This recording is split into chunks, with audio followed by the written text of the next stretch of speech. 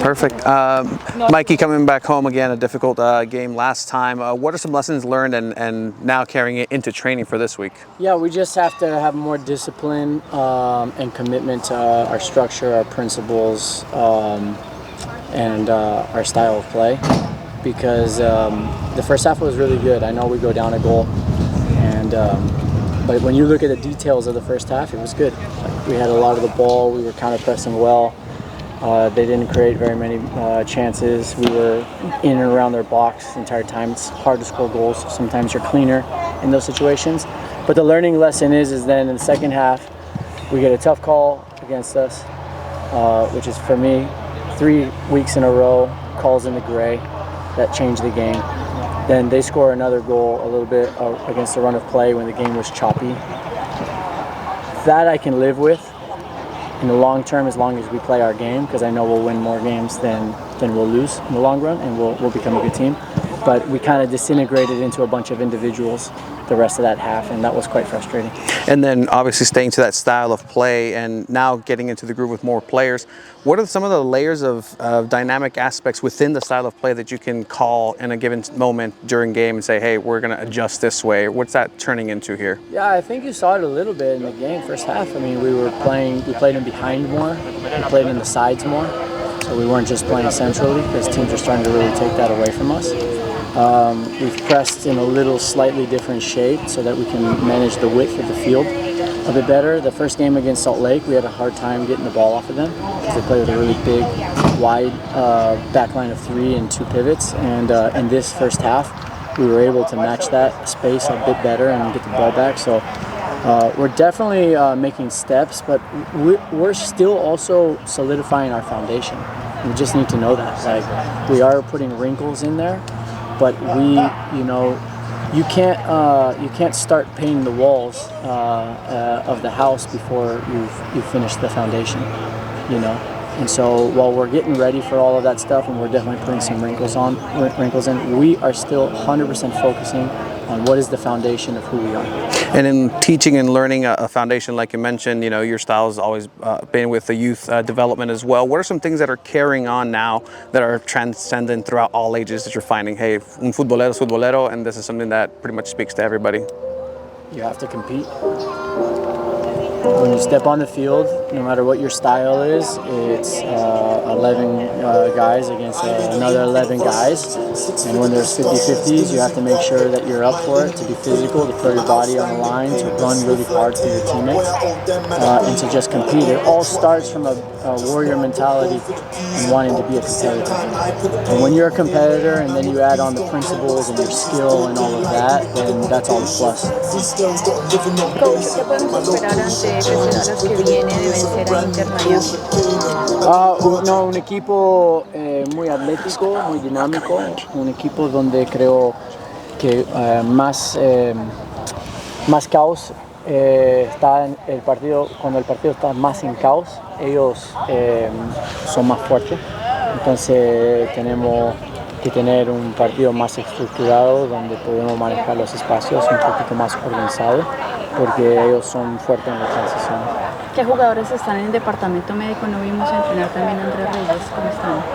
Sí, Andrés está de pruebas porque, jugó, estaba funcional y jugó ese partido, pero sigue con ese dolor, entonces fuimos a ver otro especialista y todavía no se ha confirmado los resultados, pero puede ser que él está afuera todavía. ¿Hay otros jugadores por fuera? Marcos. Mikey, after the match last week, you talked about training sessions were good during the preseason for the preseason, but the training sessions aren't good enough for now. Have training sessions been better this week? Yeah. And just to clarify, it's not that they're not good now. Like, it's that we need to keep taking steps. You can't think that the effort that you gave yesterday is good enough tomorrow, right? You have to keep getting better. So that's where we're at. And at the end of the day, we still have only a little bit of time together. So we need to push ourselves to make sure that we don't allow a comfort zone to slip in. We need to keep pushing. And this week the training was really good, and these guys always respond well, right? So that I really appreciate about them. Do you find that when your teams are maybe in a little bit of a funk like you have in the last few weeks, do you have to do a little bit more of the soft stuff at practice in terms of putting your arm around the guy, talking to him? Or... Yeah, all the time that dynamic's changing. Yeah. You know, after the game I was pretty upset because we veered away from our style of play and our identity in the second half. Sure. And that's for me the most important thing. But then, yeah, you need to make sure you come in and you don't carry that like a bag of bricks all week, right? You can be upset, you can hold each other accountable, hold myself accountable, but then you got to wake up the next morning, and you got to get yourself up, shower, and you got to put your best foot forward to make it better.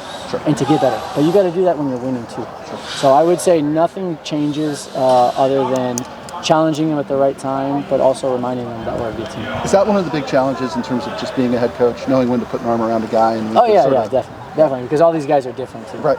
And some of them, you know, they hate even the thought of an arm around them. So, you know, and other guys, they need that a lot more. So Sure. it's definitely a huge challenge, and you know, I'm learning every day about each one of these guys. You know, they're all dynamic human beings who come from different places, right? And we're learning about each other, and then we're learning who we each are with each other as well. Right, because that's a misconception, right? You don't treat everybody the same.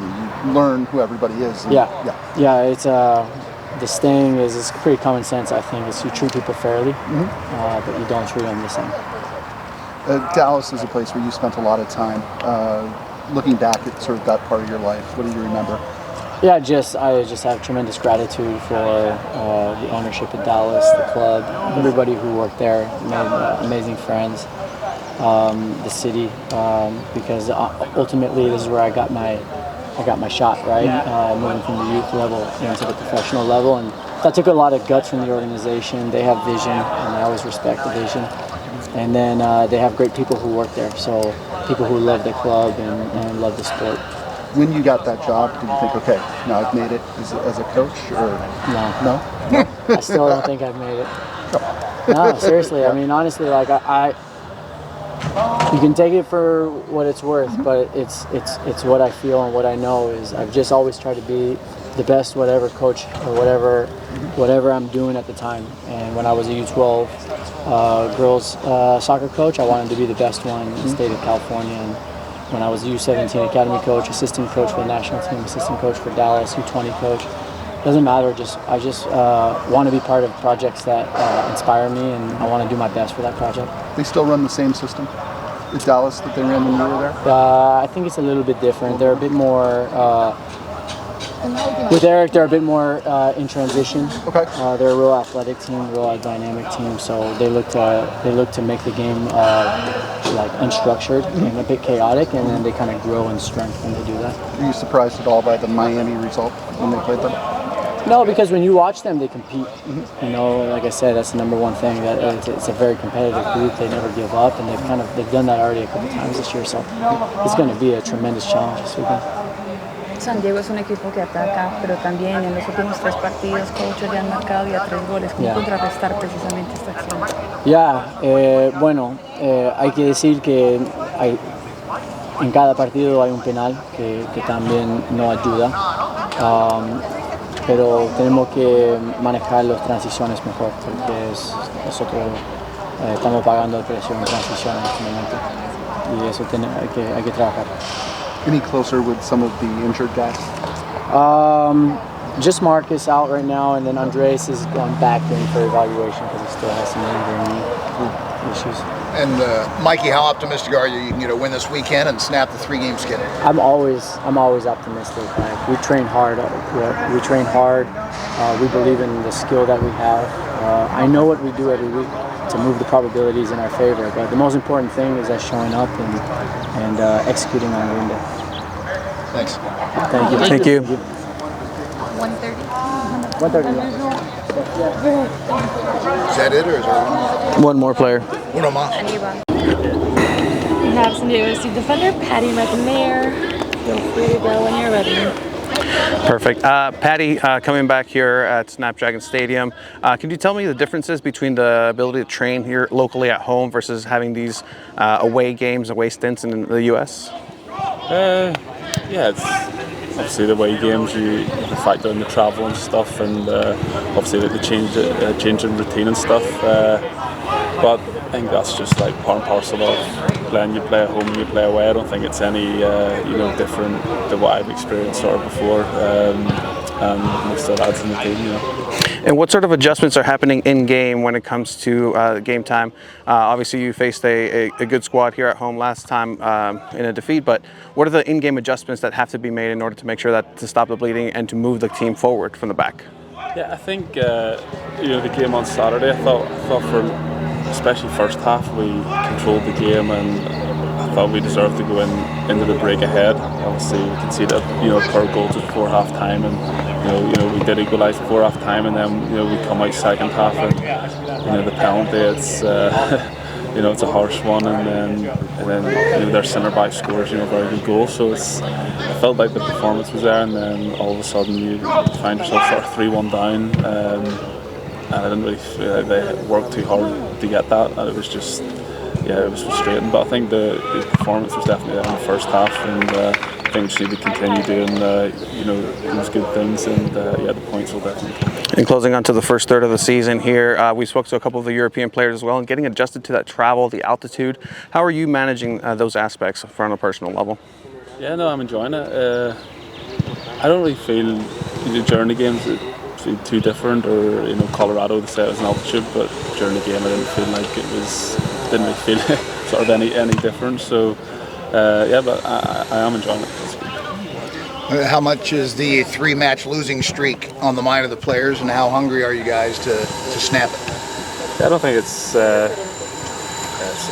obviously not nice, losing 3 games in a row, but I don't think the team morale's low or anything like that. I think everyone's still confident, and there's still belief that we can turn it around and get more points on the board. Coach, you talked about training sessions preseason were good for then, but need to be different or improved or better. Have training sessions been better this week or not?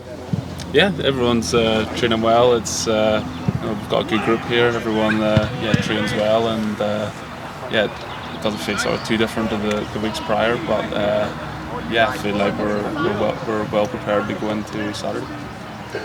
You getting used to playing in San Diego? 72 degrees every day. Yeah, that's great. No rain. That's great. Yeah. How does it compare to other places you've played? That's hotter. Yeah, of course. Yeah. I think after a few weeks you sort of like adjust to it, and now it just feels, when it's cloudy it feels different, but it's I'm enjoying it. It's great. And then one last question: FC Dallas coming into town after they had a good victory and a comeback victory against Inter Miami. How does a defender prepare for a team that has that many layers and dynamic aspects within the game? Yeah, they've got a few good players. We'll watch clips on them, watch a few of their individual players, and I don't think sort of too different to what we do any game. I think any game we go into, we respect the opponent and do our preparation and stuff before. So they've got a few good players, and it's going to be a good test. Are you surprised at all by the Miami result there? I feel like in this league it's I feel like everyone can sort of beat everyone at times, and obviously it was a great result for them. I think Miami had a few players missing as well, didn't it? So it was a good result for them. Teams had a few penalties that have gone against them. How does that affect you as a defender, thinking about like what the referees' decisions can impact the game? Well, it's something I can't control, so I don't really think about it too much. Does it frustrate you when?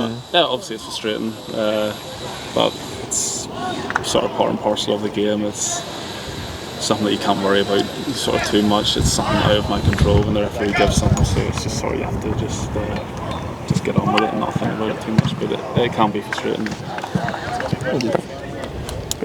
Thank you. Thank you, Paddy. Thanks Thank for your time, Paddy. Thank you. Varas already went? How was one here and one there? Thank God. Hola. Midfielder Anibal. We'll start with English questions and then Spanish. English? Oh, Wait. yeah. Pasamos fácil. I try to do my best. In English, you know, you're coming in with the midfield that's coming back together and getting their rhythm back. What's been difficult these last 3 games specifically for that midfield and the challenging? Yeah, I think the last 3 games we have a really tough game. I think in Colorado, Charlotte. I think they have good team also, you know. But now every single team start to read our game, you know.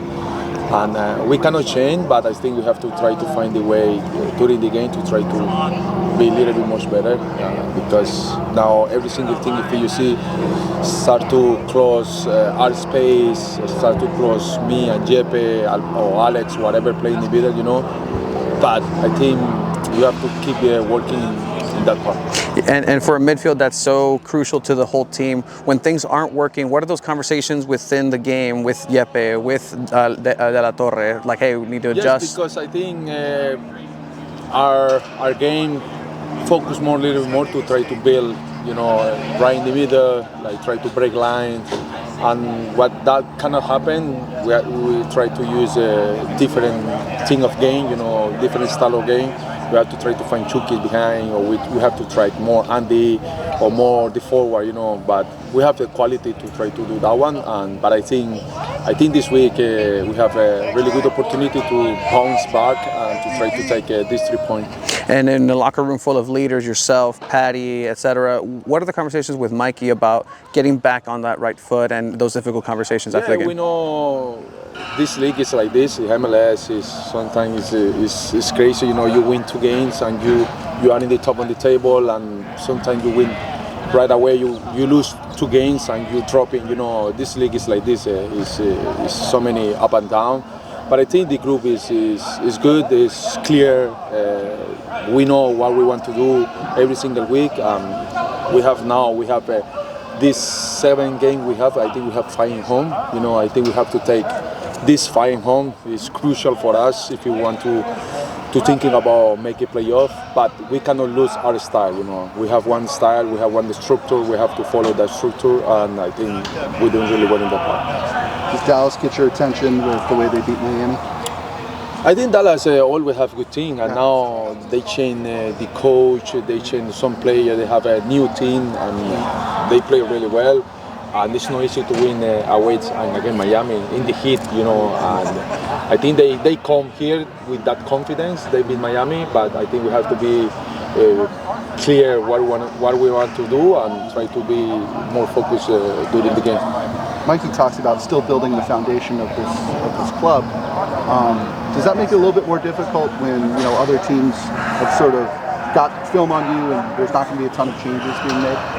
I think yes. I think Mikey said it true. We start to build the foundation for this team. We are a new team, but everybody start to think about now San Diego. You know, because San Diego the first 6 games doing really well and played really good football, and everybody now start to try to close our game. This is what I say. It's try to put more difficult, and we like player, we have to try to find the way during the game, because Mikey, he give the information before the game. We come here to practice all the building up, but I think in the game we have to fix, you know, that problem in that moment. I think we have a really clear mindful to try to do that one every single time. Anibal, en español, ya sé que lo dijiste en inglés, pero precisamente el próximo rival es Dallas, que viene de ganarle a Inter Miami. ¿Qué piensa de este rival? Sí, lo dije, creo que es un rival difícil, técnico nuevo, jugadores nuevos, un equipo muy nuevo, y quieren a un jugador como Lucho Acosta, que creo que marca mucha diferencia. Igual creo que nosotros sabemos cómo hemos venido jugando y no podemos perder nuestra identidad. Creo que eso es lo importante, más allá de los resultados que hemos tenido en los últimos 3 partidos, pero creo que por ahí, si seguimos con esta idea de juego, creo que vamos a conseguir cosas importantes y los playoffs, que es lo que queremos. Específicamente, ¿qué se ha hablado con el técnico? Sé que también lo dijiste en inglés, pero ¿qué se ha hablado con el técnico? Porque ya son 3 partidos, 3 goles que les han marcado, si bien ataca, llegan al área rival, pero siguen marcando bastante. Bueno, ser más contundente. Nosotros en defensa, creo que hemos tenido buen ataque, no lo hemos concretado, pero nos han metido muchos goles y creo que eso en 3 partidos, 9 goles es complicado, pero creo que todo el grupo está consciente de lo que hay que trabajar y bueno, tratar de nosotros responder dentro de la cancha porque ya los equipos nos están leyendo, saben nuestra forma de jugar y tenemos que tratar de dentro del partido, tratar de nosotros resolver durante 5 o 10 segundos. Hay una pequeña columna vertebral que dentro de ese liderazgo usted también hace parte. ¿Cómo se adapta a los jugadores que van llegando dentro de esas rotaciones que está haciendo Mikey?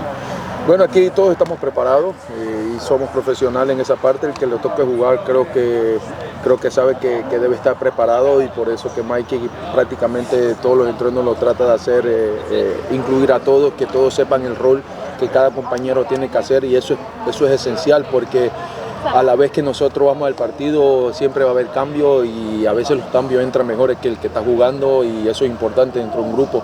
Es lo más esencial, no puedes tener 11 o 12 jugadores solamente en un plantel porque al final no llega. Lo que gana título son el grupo, no lo individual. Entonces creo que nosotros como grupo somos un grupo fuerte y que está convencido de lo que queremos. Y finalmente el mensaje a Frontera, a la hinchada, que sigue acompañando, que sigue alentando desde los nacionales. Sí, creo que no tengo queja en la fanaticada, creo que han hecho un gran trabajo, agradecido con ellos por el apoyo que nos están dando. Creo que si lo vimos más en el partido pasado, íbamos 3-1 perdiendo y seguían alentando. Creo que a nosotros eso lo tenemos que tratar de retribuir y creo que este sábado será el día. Gracias.